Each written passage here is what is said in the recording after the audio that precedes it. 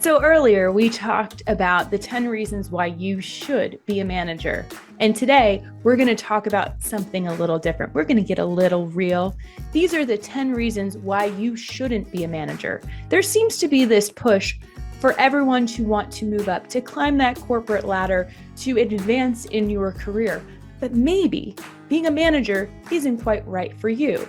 You see, there are multiple positions in companies. In fact, you can start your own company, but it's key to know where you stand so that you can make an objective decision. And today we're going to talk about the 10 different reasons why you shouldn't become a manager. The first reason why you shouldn't be a manager is you don't like working with people. It's okay to admit, some of us like working alone. I might be one of them. Don't tell anybody. The fact of the matter is, if you don't like working with people, managing people is probably going to be a little tricky.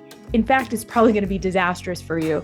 You're probably going to be a little resentful, a little judgy, annoyed, frustrated. It's not going to inspire you throughout your day. So if you're one of those people that doesn't like working with people, go ahead and check that box. The second, going along with not liking working with people, is you don't respect your colleagues. Guess who you're going to end up managing if you become a manager?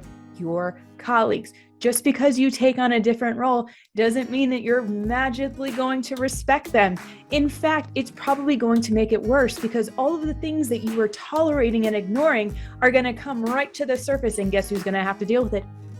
You're going to have to deal with all the performance issues. You're going to have to give them feedback, and you're going to have to be constructive and productive, or you become the target. Number 3, you avoid hard conversations. If you are avoiding conversations that are beyond anything but glowing reviews, guess what? You're avoiding hard conversations. We call them necessary conversations. But if you don't want to deal with this, guess what you should be doing? Checking the box on why you should not become a manager. Number 4, and I want you to be really honest about this, you have zero desire to learn and grow in your position. You probably see your position as a job, as a paycheck, not necessarily as a career with long-term trajectory. It is literally another box to check off. If this is the case, if you have zero desire to learn and grow, you probably shouldn't be a people manager. Number 5, you do not want to be involved in other people's career or goal mapping. You want zero to do with other people's success. It's hard enough dealing with your own stuff. You definitely do not want to play a role in that. And that's okay, but let's be honest. If that's true for you, go ahead and check that box. Number 6, you do not want to communicate. You want to be left alone. You do not want to respond to emails. You do not want to have Zoom meetings. You do not want to check in. You do not want to review people's works. You want to just focus on you.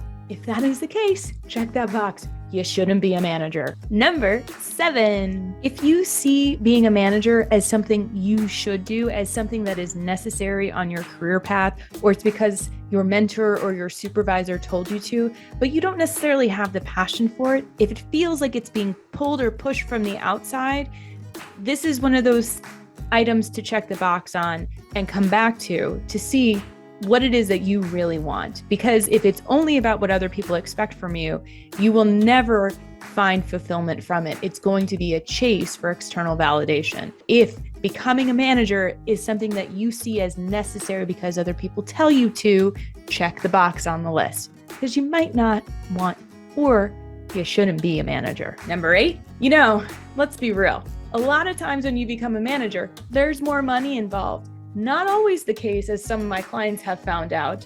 But if you are only doing it with the intention of making more money, guess what? It's usually not worth it, because the additional workload, the additional stress and emotional burden that you're taking on usually ends up costing you more when it comes to the paycheck. You're spending more time and energy at work that before you were able to enjoy yourself at home. So if you're only doing it for the money, guess what you should be doing? Checking the box and saying, nope, shouldn't be a manager. Number 9, if you do not like thinking about strategy or big picture, you should not be a manager, because you're going to have to translate what the C-suite, what the VPs, what the directors are giving you, and you're going to have to translate that into a big picture plan so that your team members can execute on it.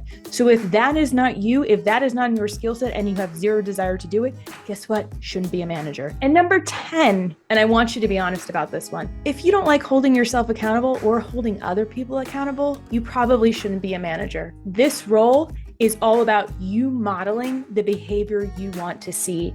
And if you aren't holding yourself accountable, but you're expecting other people to, it looks very hypocritical. People don't trust it. They're like, but you're not doing it, so why should I? Things aren't lining up. There's a huge misalignment. So if you don't want to hold yourself accountable, if it's do what I say, not what I do, you probably should not be in a position of managing people. Now, I want you to go back through the list and we're going to have this all in the comment section. So if you say yes, and I'm going to change it up from our last video, if you say yes to more than 4 of these, you should absolutely not become a manager.